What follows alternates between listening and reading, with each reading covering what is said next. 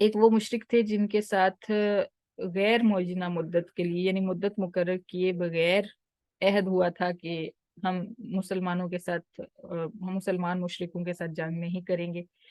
اور کچھ مشرک ایسے بھی تھے جن کے ساتھ کسی قسم کا عہد نہیں ہوا تھا، کچھ مشرک ایسے تھے جن کے ساتھ عہد ہوا تھا لیکن انہوں نے عہد توڑ دیا تھا، اور کچھ نے عہد توڑا نہیں تھا، یعنی جنگ نہ کرنے کا عہد پورا کیا تھا، وہ نبھا رہے تھے۔ تو ان سب کے لیے اللہ تعالیٰ نے فرما دیا کہ براءۃ من اللہ ورسولہ، اللہ تعالیٰ کی طرف سے اب یہ معاہدہ ختم ہو چکا ہے، اور اس کے رسول کی طرف سے بھی یہ معاہدہ ختم ہو چکا ہے، کیونکہ مشرکین مکہ میں سے جب بنو بکر نے بنو خزاعہ پر حملہ کیا تو انہوں نے خود یہ عہد توڑ دیا، اس لیے اب اللہ تعالیٰ کسی کے ساتھ بھی عہد نہیں رکھیں گے۔ ایک وہ مشرک تھے جن کے ساتھ معینہ مدت کے لیے عہد تھا، ان کے 9 مہینے باقی رہ گئے تھے، تو ان کے ساتھ 9 مہینے تک جنگ نہیں کی گئی۔ باقی جن 10 سال کے لیے بولا تھا کہ ہم جنگ نہیں کریں گے، انہوں نے تو خود ہی اپنا توڑ دیا ہے، اور جن کے ساتھ غیر معینہ مدت کے لیے یعنی وقت مقرر کیے بغیر عہد ہوا تھا، وہ عہد بھی اللہ تعالیٰ نے توڑ دیا، اور اللہ تعالیٰ کی طرف سے اور حضرت رسول اللہ صلی اللہ علیہ وسلم کی طرف سے اعلان کر دیا گیا کہ اب بیزاری کا اعلان ہے، برات کا اعلان ہے۔ اور وہ مشرک جن کے ساتھ عہد تھا ہی نہیں، ان کے ساتھ تو ہر وقت جنگ تھی، تو اس لیے اللہ تعالیٰ نے چاروں قسم کے لوگ جو ہیں، چاروں قسم کے مشرکین کی طرف یہ اعلان کر دیا کہ مکہ کے اندر رہنے والے ہوں یا مکہ کے اطراف میں رہنے والے ہوں، سب مشرکین کے ساتھ جنگ نہ کرنے کا اعلان ہے اللہ تعالیٰ کی طرف سے، اور جنگ کرنے کا اعلان ہے، یعنی بیزاری کا اعلان ہے اور عہد توڑنے کا اعلان ہے اللہ تعالیٰ کی طرف سے اور اس کے رسول کی طرف سے۔ ہاں، اگر مشرک باز آ جائیں شرک سے، توبہ کر لیں، تو یہ آپشن تو ہر وقت رہتا ہے، تو ان کے ساتھ جہاد نہیں کیا جائے گا، جنگ نہیں کی جائے گی۔ فَسِیحُوا فِی الْأَرْضِ أَرْبَعَةَ أَشْهُرٍ وَاعْلَمُوا أَنَّکُمْ غَیْرُ مُعْجِزِی اللَّهِ وَأَنَّ اللَّهَ مُخْزِی الْکَافِرِینَ، لہذا مشرکین سے یہ کہا گیا کہ 4 مہینے تک تم حدود عرب میں، ملک عرب میں چل پھر لو، سیر کر لو جتنا کرنا ہے، رہ لو، اس کے بعد تم جو ہے اللہ تعالیٰ کو عاجز نہیں کر سکو گے شرک کر کے مزید، یعنی اللہ تعالیٰ تو عاجز ہو ہی نہیں سکتے، لیکن یہ ایک قسم کا اعلان ہی ہے کہ اب حد ہو گئی ہے، بس اب اس سے آگے تمہارے لیے گنجائش نہیں ہے مزید عرب کے اندر رہنے کی، کیونکہ اب عرب جو ہے وہ مسلمانوں کے انڈر آ چکا ہے۔ ایک اور چیز بھی یہاں پہ سمجھ لیں کہ 7 ہجری تک بلکہ 8 ہجری تک، 7 یا 8 ہجری تک آپ صلی اللہ علیہ وسلم نے اپنی پوری محنت، 7 ہجری تک غالباً پوری محنت جو ہے وہ عرب کے اوپر کی تھی، کیونکہ آپ صلی اللہ علیہ وسلم کو مبعوث فرمایا گیا تھا اپنے اس ایریا کے لیے، عرب کے لیے، اور پھر دوسری بعثت آپ کی ہوئی تھی پوری دنیا کے لیے، یعنی آپ صلی اللہ علیہ وسلم کلی طور پہ بھی اور جزوی طور پہ بھی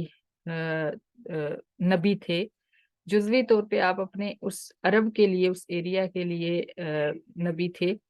رسول تھے، جن کے اندر سے آپ کو مبعوث فرمایا گیا، اور کلی طور پہ آپ پوری دنیا، رہتی دنیا تک، قیامت تک کے لیے آپ نبی اور رسول بنائے گئے تھے۔ تو اس لیے سب سے پہلے آپ نے اپنے قبیلے پہ محنت کی، جیسے ہر نبی کو پہلے جتنے بھی انبیاء آتے تھے، رسول آتے تھے، ان کو اپنے قبیلے پہ محنت کرنی ہوتی تھی، ان کے لیے ان سے پوری دنیا کا وہ نہیں ہونا تھا کہ آپ نے پوری دنیا تک ہمارا پیغام کیوں نہیں پہنچایا، لیکن آپ صلی اللہ علیہ وسلم کے اوپر ذمہ داری اپنے قبیلے کی بھی تھی، اپنے عرب لوگوں کی بھی تھی، اور پھر ہماری بھی تھی، عجم لوگوں کی، اجمیوں کی بھی، اور پھر قیامت تک جتنے بھی دنیا میں آنے والے لوگ تھے ان سب کی ذمہ داری تھی۔ تو آپ صلی اللہ علیہ وسلم 7 ہجری تک صرف عرب کے اوپر محنت کرتے رہے، اور پھر جب عرب پہ آپ نے غلبہ پا لیا اور 8 ہجری میں مکہ فتح ہو گیا، تو اس کے بعد آپ صلی اللہ علیہ وسلم نے باہر کے لوگوں کو خط وغیرہ لکھنے شروع کیے، پھر مختلف بادشاہوں کے نام آپ صلی اللہ علیہ وسلم کی طرف سے خط گئے، تو یہ ساری ڈیٹیل بھی انشاءاللہ ہم سیرت کی کلاس میں پڑھیں گے۔ تو اللہ تعالیٰ نے فرمایا کہ وَأَذَانٌ مِّنَ اللَّهِ وَرَسُولِهِ إِلَى النَّاسِ يَوْمَ الْحَجِّ الْأَكْبَرِ أَنَّ اللَّهَ بَرِيءٌ مِّنَ الْمُشْرِكِينَ، اللہ اور اس کے رسول کی طرف سے لوگوں کے لیے یہ اعلان ہے یوم حج اکبر کے دن۔ حج اکبر کہتے ہیں جو حج ہوتا ہے اس کو، حج اصغر عمرہ کو کہتے ہیں، اور حج اکبر جو ہے حج کو کہتے ہیں۔ اکثر لوگ سمجھتے ہیں جو جمعہ والے دن حج ہوتا ہے وہ حج اکبر، ایسا نہیں ہوتا، یہ غلط العام ہے۔ عمرہ کو حج اصغر کہا جاتا ہے، اور جو اصل میں حج ہوتا ہے وہ حج اکبر ہوتا ہے۔ تو حج اکبر کے دن جو حضرت ابو بکر رضی اللہ تعالیٰ عنہ کی زبانی اعلان کروایا گیا کہ اللہ تعالیٰ مشرکوں سے بیزار ہے اور اس کا رسول بھی مشرکوں سے بیزار ہے۔ فَإِن تُبْتُمْ فَهُوَ خَيْرٌ لَكُمْ، ہاں اگر تم توبہ کر لو گے تو وہ تمہارے لیے بہتر ہے۔ وَإِن تَوَلَّيْتُمْ فَاعْلَمُوا أَنَّكُمْ غَيْرُ مُعْجِزِ اللَّهِ، اور اگر تم توبہ کرنے سے منہ موڑ لو گے تو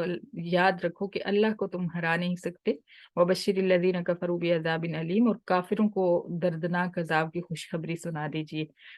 یہ طنز کے انداز میں خوشخبری کہا گیا۔ یہاں پہ ایک اور بات بھی ایڈ کر لیں کہ حضرت عمر رضی اللہ تعالیٰ عنہ جو ہیں ان کو بہت زیادہ اللہ تعالیٰ نے علم عطا فرمایا۔ خواب میں آپ صلی اللہ علیہ وسلم نے دیکھا کہ مجھے ایک پیالہ جو ہے دودھ کا وہ پیش کیا گیا ہے، اور اس پیالے کا وہ سارا دودھ جو ہے وہ میں نے نوش فرما لیا ہے، لیکن ایک آخری گھونٹ جو ہے وہ بچ گیا، اور وہ گھونٹ دودھ کا جو ہے وہ حضرت عمر کو دیا گیا، تو وہ حضرت عمر نے نوش فرمایا۔ سبحان اللہ۔ تو صحابہ کرام نے پوچھا کہ یا رسول اللہ اس کی کیا تعبیر ہے؟ تو آپ نے فرمایا کہ دودھ سے مراد علم ہے، اور یعنی علم کے اندر سے تھوڑا سا علم، میرے علم کے اندر سے تھوڑا سا علم عمر کو بھی دیا گیا ہے۔ سبحان اللہ۔ تو حضرت عمر رضی اللہ تعالیٰ عنہ اسی لیے جو بھی اکثر ایسے ہوا کہ جو رائے حضرت عمر کی ہوتی تھی وہی کے ذریعے بھی وہ نازل ہوتی تھی، اسی رائے کی جو ہے تائید کی جاتی تھی۔ تو آگے چل کے ہم اس سے ریلیٹ کریں گے۔ تو آپ صلی اللہ علیہ وسلم نے فرمایا کہ اللہ تعالیٰ فرماتے ہیں کہ اگر مشرک توبہ کر لیں تو وہ ان کے لیے بہتر ہے، اور اگر وہ توبہ سے منہ موڑ لیں تو اللہ تعالیٰ کو عاجز نہیں کر سکتے، اور کافروں کو دردناک عذاب کی خوشخبری سنا دیجیے۔ إِلَّا الَّذِينَ عَاهَدتُّم مِّنَ الْمُشْرِكِينَ ثُمَّ لَمْ يَنْكُثُوكُمْ شَيْئًا وَلَمْ يُظَاهِرُوا عَلَيْكُمْ أَحَدًا فَأَتِمُّوا إِلَيْهِمْ عَهْدَهُمْ إِلَىٰ مُدَّتِهِمْ، لیکن ان سے عہد نہیں توڑنا جن سے تم نے معینہ